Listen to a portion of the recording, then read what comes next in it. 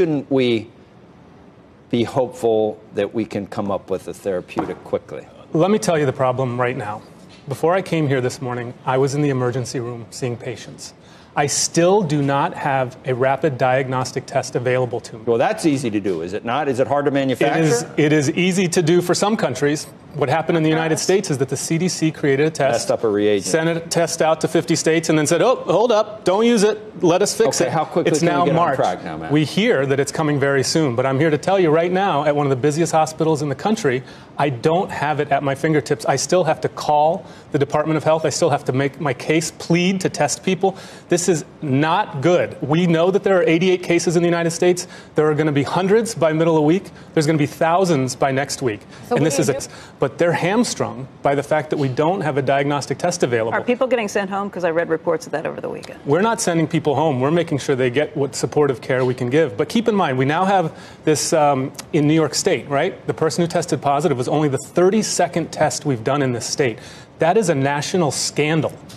They're testing 10,000 a day in some countries, and we can't get this off the ground. I'm a practitioner on the firing line, and I don't have the tools to properly care for patients today. The message today is that we are hearing from this administration that the risk is low and that things are probably going to be okay. You don't need to change your lifestyle. That's simply not true. There are going to be thousands of cases here. We have already moved from containment to mitigation. We are trying to lessen the severity here. You are going to see widespread disruption to daily life. Do not believe the false reassurance. So what does that mean in terms of what people should do on a daily basis? Well, look, I think we're going to have outbreaks here in the U.S. There's no question about that.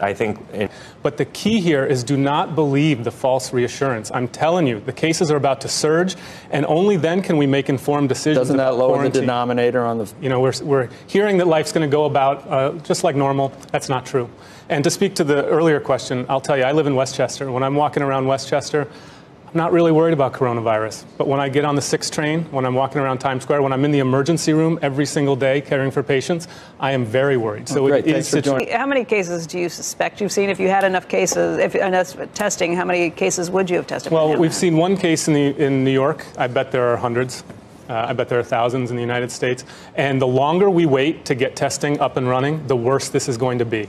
But I'm telling you, as a practicing clinician, we're not there to Why did I say testing. I thought there was... A week or two from now is when we are going to begin getting real information. Right now, we're still largely flying blind. So if you're worried about fear and uncertainty, we're still in the thick of things.